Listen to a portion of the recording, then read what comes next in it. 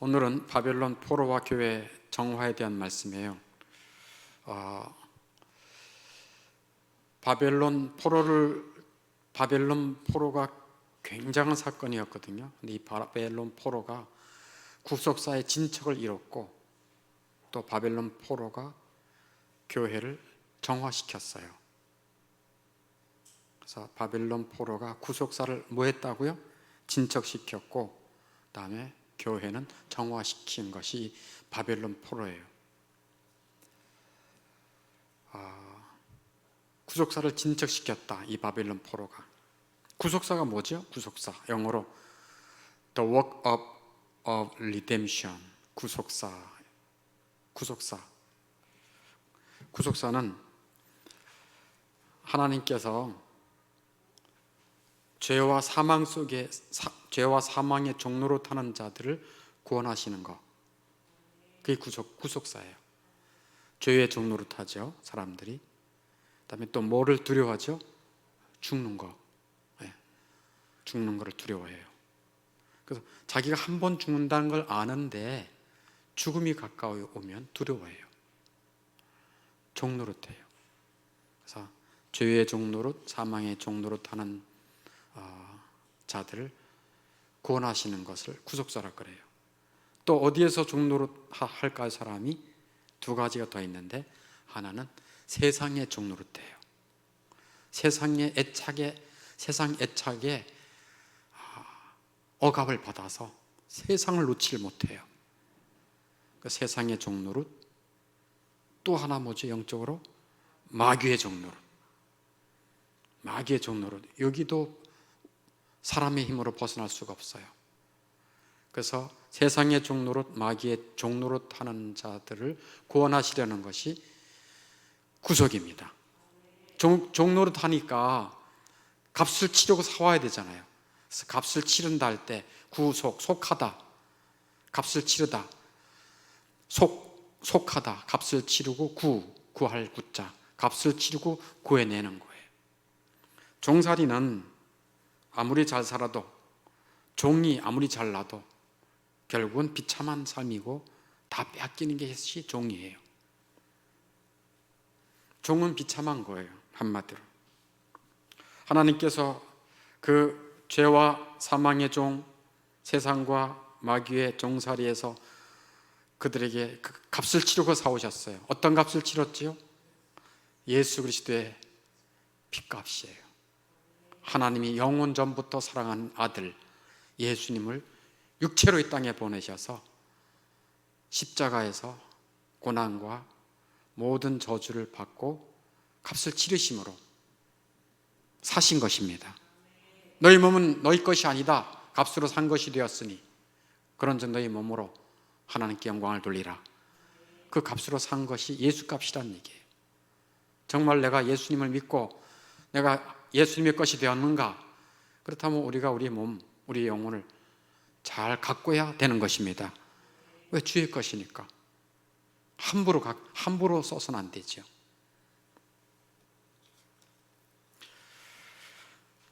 구속사 가운데 하나님의 교회가, 이스라엘 백성들이 바벨론 포로가 되었어요.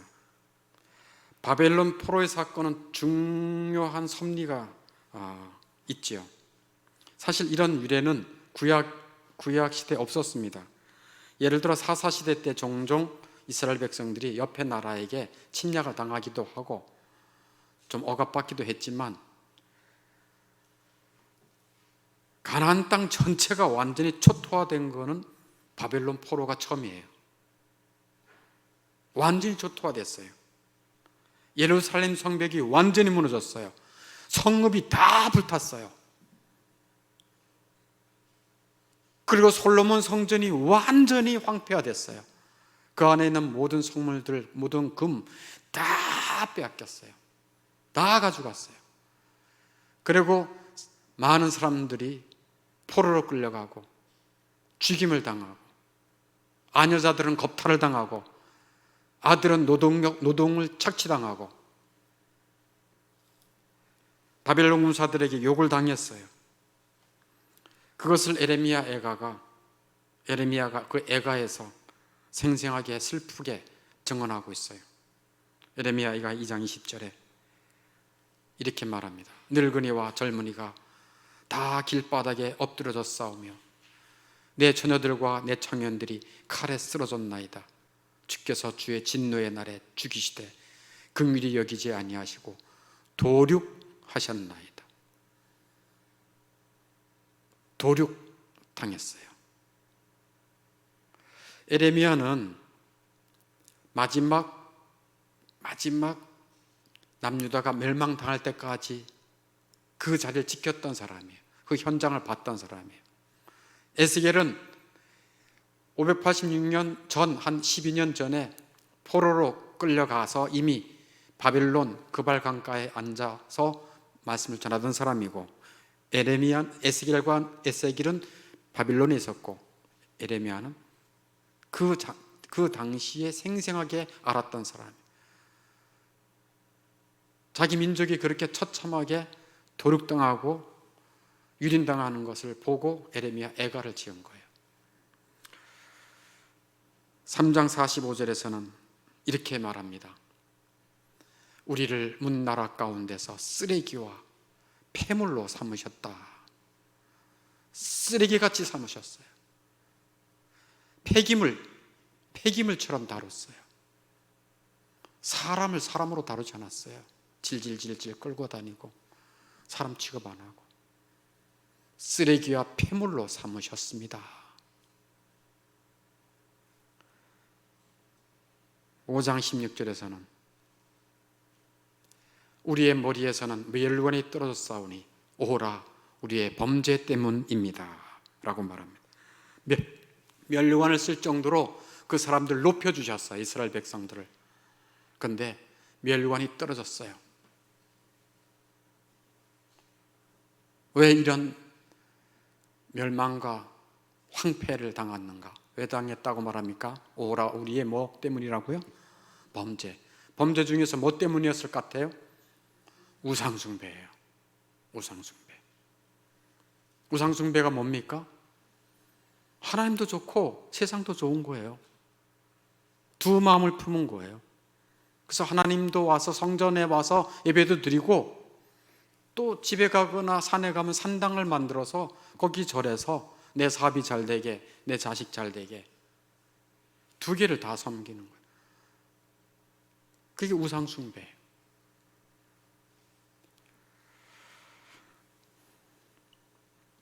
이렇게 바벨론 포로를 통해서 특별히 구속사가 진척이 되고 교회가 정화되는 그런 과정을 이제 좀 이따 하나씩 말씀드릴 거예요.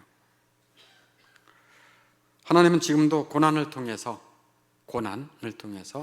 자신의 교회를 정화시키고 거룩하게 하십니다. 성경에 보면 고린도전서 3장 16절에 보면 너희가 하나님의 성전인 것과 하나님의 성령이 너희 안에 거하시는 것을 알지 못하느뇨? 하고 고린도전서 3장 16절에 말씀하고 있어요. 그리고 17절에는 뭐라고 말씀하신 줄 아세요? 누구든지 하나님의 성전을 더럽히면 하나님께서 그 사람을 멸하시리라.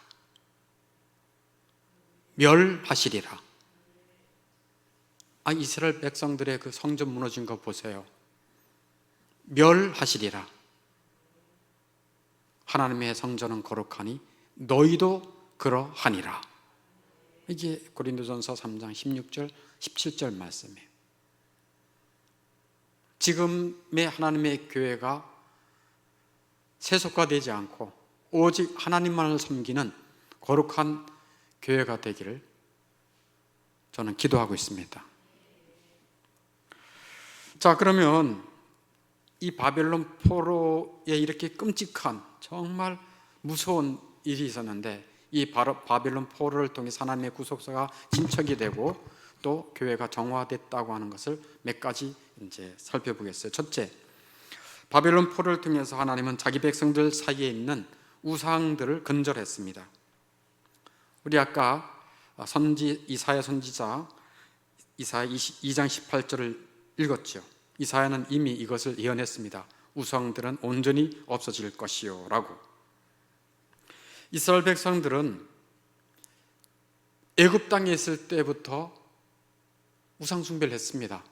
애굽이라 하면 세상을 말하잖아요.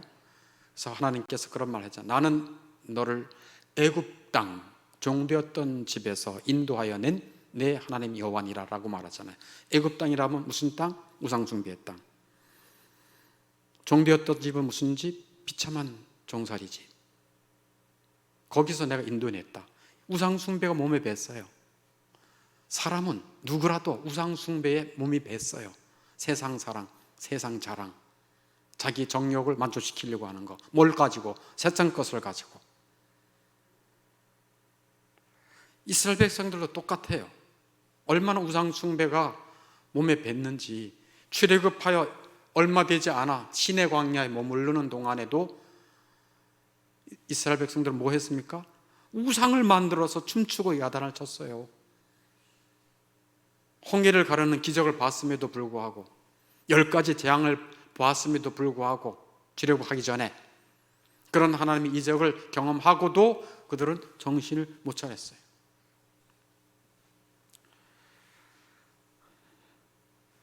우상 숭배로 말미암아 자기들의 민족인 북이스라엘이 망하는 것을, 아수르에게 망하는 것을 보고도 남유다는 정신을 못 차렸어요. 그리고 계속 우상 숭배를 합니다.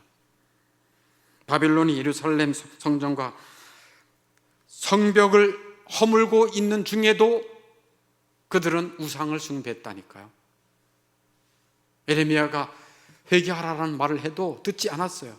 듣고 말하고 말했지만 듣지 않았어요.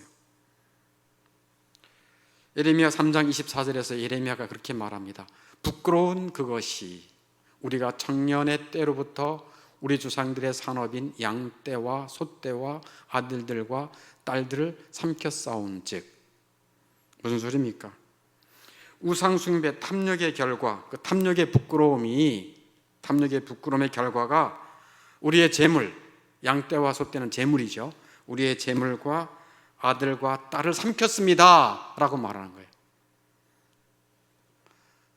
그 우상 숭배의 부끄러움, 탐욕의 부끄러움이 우리의 재물, 우리의 아들, 우리의 딸들을 삼켰습니다. 다 망하겠습니다 라고 에레미야가 말하고 있어요.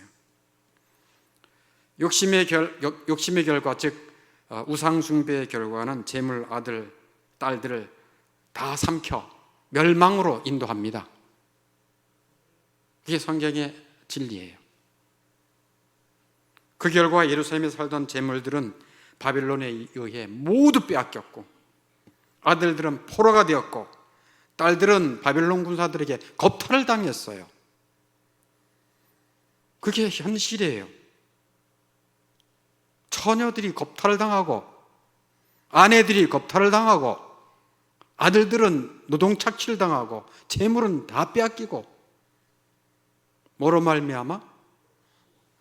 우상 숭배, 자기의 탐욕의 부끄러움으로 말미암아 다 삼킴을 당한 거예요.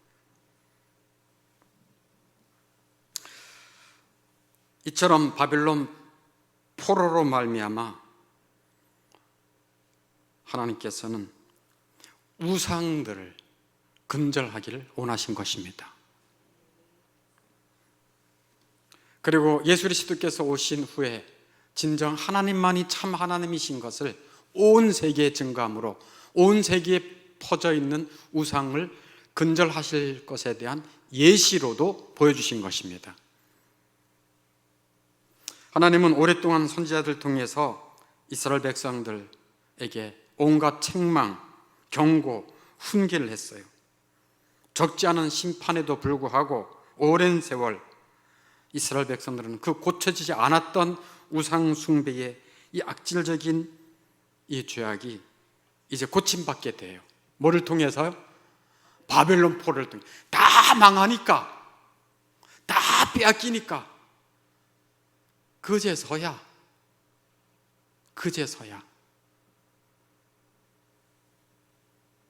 이게 바벨론 포로 이후에 우상 숭배를 근절시켜서 교회를 정화하게 된 사건입니다.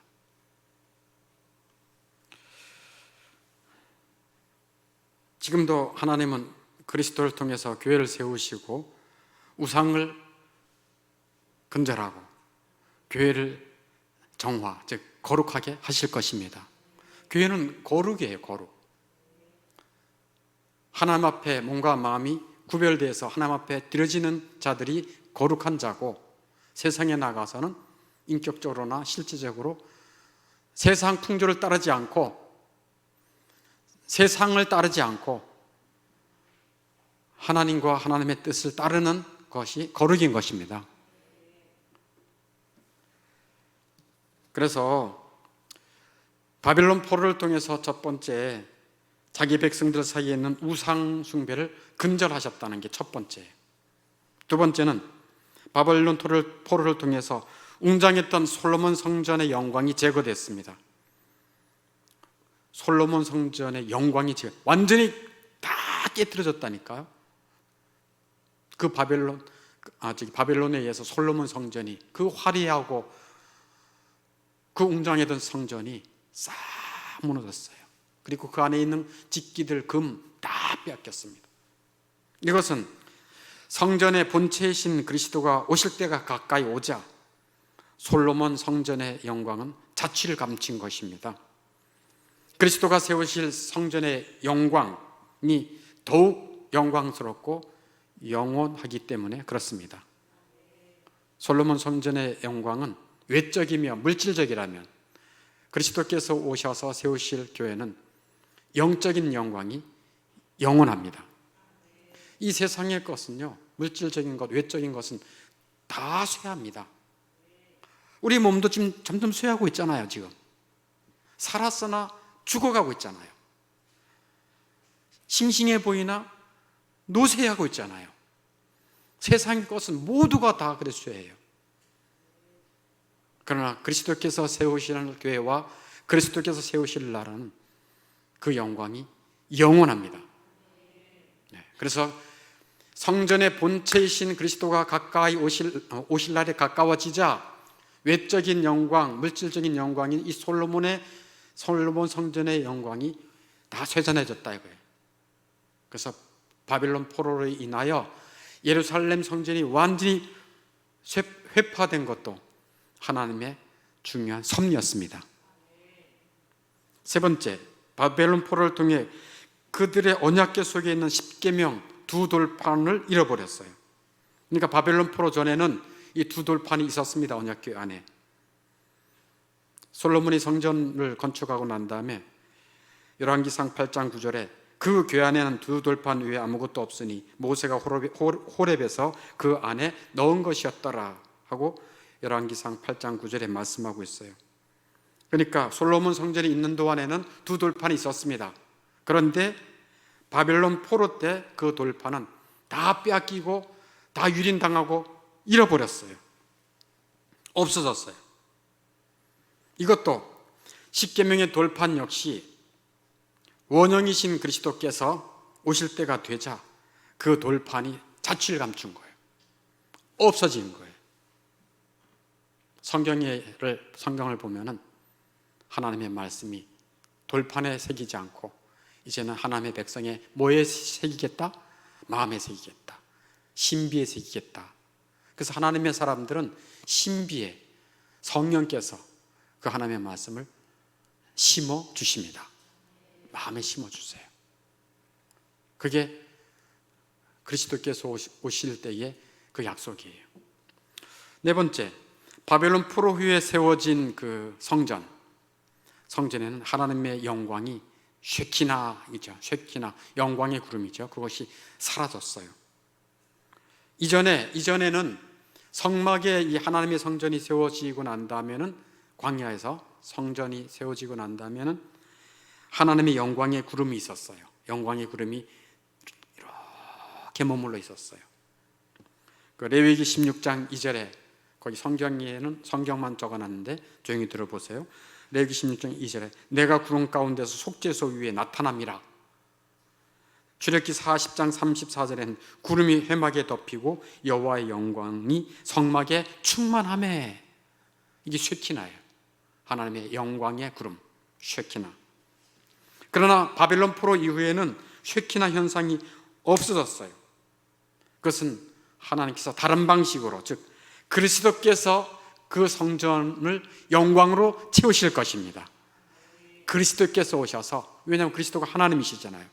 그 하나님이 그 영광으로 채우시겠다고 학개 선지자가 그것을 약속하고 있어요.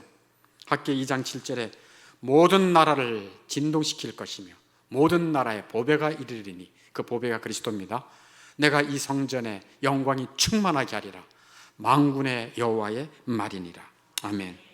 그래서 그리스도께서 오셔서 하나님의 영광을 충만하게 드러내셨어요. 요한복음 1장 14절이 그 말씀이죠. 말씀이 육신이 되어 우리 가운데 거하심에 우리가 그 영광을 보니 아버지의 독생자의 영광이요 뭐와 뭐가 충만하더라? 은혜와 진리가 충만하더라.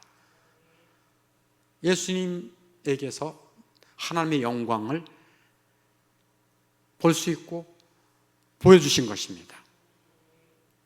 그래서 바벨론 포로 후에 세워진 성전에서는 하나님의 영광이 사라졌어요.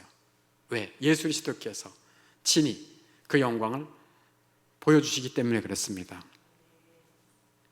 다섯 번째, 하늘에서 제단으로 불이 떨어지는 현상이 사라졌어요. 바벨론 포로 이후에는 모세가 광야에서 성막과 제단을 세우고 그곳에서 첫 희생 제사를 드릴 때는 하늘에서 불이 내려왔어요. 하늘에서 불이 내려왔어.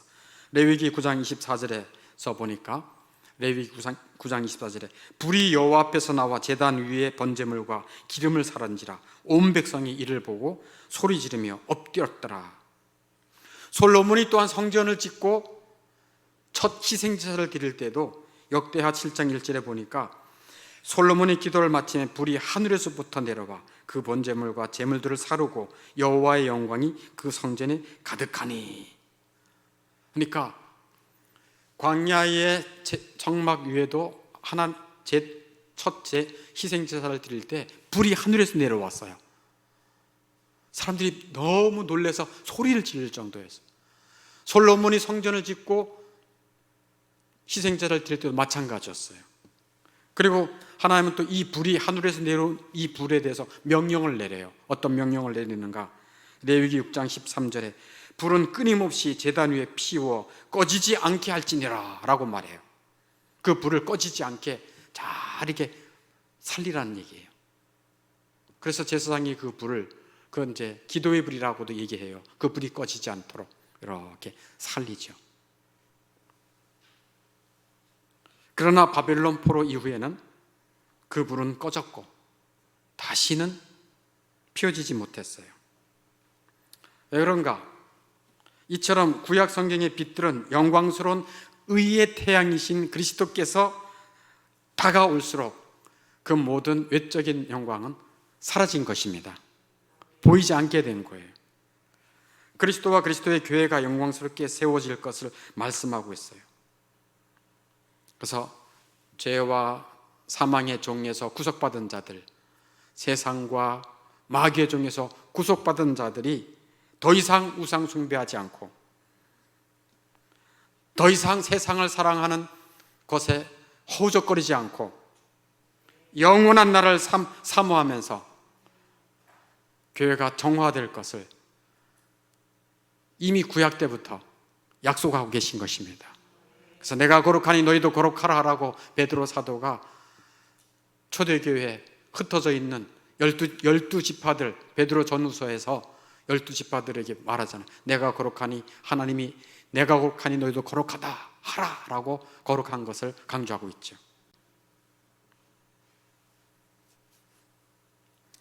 세상의 영광은 없어질 영광입니다. 그러나 하나님의 영광은 영원합니다. 세상의 것들이 영광스러운 것은 크고 화려하기 때문에 그래요. 크고 화려하기 때문에. 그래서 사람들이 거기에 현혹돼요. 그걸 먹으면, 그걸 잡으면 배부를 것처럼, 마치 고기가 루어 낚시 또는 그 미끼를 덥석 물고 그걸 못 참아 탁 물고 죽음으로, 멸망으로 빠지듯이 세상의 것을 집착하고 사랑하는 자는 세상과 함께 망할 것입니다. 이 세상의 사람들은 이 세상의 것을 좀처럼 놓지를 못해요. 그럼 놓을 수가 없습니다. 워낙 그 애착이 강해서. 하늘나라의 영광, 그리스도의 영광을 믿음의 눈으로 보지 않는 한 세상의 애착에서 빠져나올 수가 없습니다. 세상의 영광은 큰 성 바벨론이다라고 말하고 있어요. 한번 계시록 한번 찾아보세요. 계시록 18장 2절. 세상의 영광은 큰 성 바벨론이에요. 저렇게 비교해서 그림을 잘 그려줬습니다. 18장 2절. 같이 읽습니다. 계시록 18장 2절. 시작. 힘찬 음성으로 외쳐 이르되 무너졌도다 무너졌도다 큰 성 바벨론이여 귀신의 처소와 각종 더러운 영이 모이는 곳과 각종 더럽고 가증한 새들이 모이는 곳이 되었도다. 네. 세상은 한마디로 어떤 성? 큰 성이에요. 큰 성 바벨론이에요. 큰 성 바벨론. 근데 이 큰 성 바벨론은 어떻다? 무너져요. 무너졌도다 무너졌도다. 그 성들은 3절에 음행하며 사치하며 치부하며, 근데 그 성은 무너집니다. 불탑니다. 한순간에 없어집니다. 그게 큰 성 바벨론. 세상은 큰 성 바벨론이에요. 그러나 반대로 하나님의 교회는 어떻다고요? 거룩한 성이에요. 거룩한 성. 계시록 21장 2절을 한번 보세요. 계시록 21장 2절. 계시록 21장 2절 같이 읽습니다. 또 내가 보매 거룩한 성 예루살렘이 하나님께로부터 하늘에서 내려오니 그 준비한 것이 신부가 남편을 위하여 단장한 것 같더라. 아멘. 이 거룩한 성이에요. 영원한 성. 그래서 하나님의 교회는 거룩입니다. 네, 거룩이에요. 그러니까 세상을 사랑하고 세상의 것을 위해서 살아가는 자들, 즉 하나님을 섬기지 않는 자들, 우상 숭배자들이잖아요. 이들은 21장 8절에 두려워하는 자, 믿지 아니하는 자 쭉 보면 우상 숭배자들과 이런 모든 자들은 21장 8절에 불과 유황으로 타는 못에 던져지리니 이것이 둘째 사망이라 그랬어요. 그러니까 우상 숭배자들은 하나님의 나라 거룩한 성에 들어갈 수가 없습니다. 없습니다. 보세요. 이제 저를 보세요. 이 세상에 살면서 마음의 상처와 걱정, 두려움이 어디서 오는지 아세요? 세상 것에 대한, 세상의 것을 얻기 위한 것에 다 뿌리를 두고 있기 때문에 그래요. 그것 때문에 염려하고, 세상 것 때문에 아파하고, 세상 것 때문에 열등감 느끼고, 세상 것 때문에 교만에 빠지고. 그러나 하늘의 영광, 또 주님의 영광을 바라보는 자들은 세상에 어려움이 있어도, 환난이 있어도 위로를 받고 소망을 받을 수 있습니다. 그리고 마음의 평안을 누릴 수가 있습니다. 그 영광을 소망하기 때문에 그 영혼에 힘이 되는 거예요. 자, 오늘 말씀을 다 이제 전했습니다.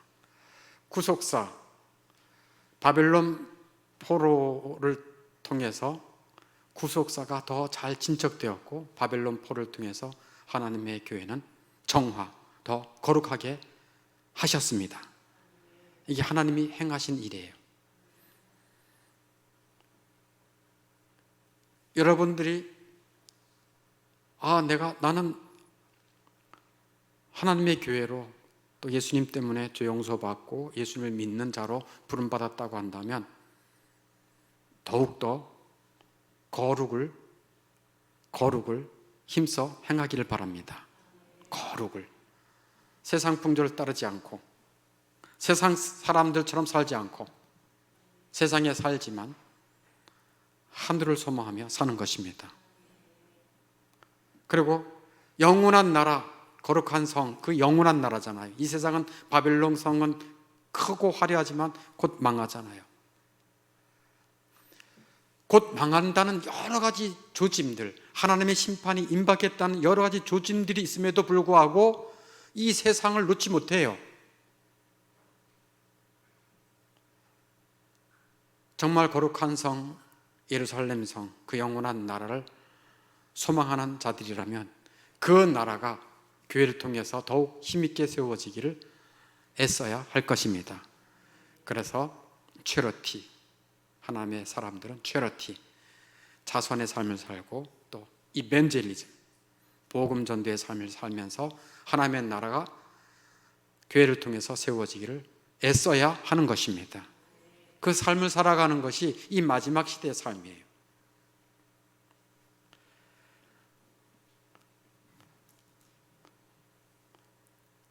혹시 세상을 사랑해서 우상숭배도 하고 주님도 좋다라고 한다면 가랭이 찢어지지 않고 한쪽으로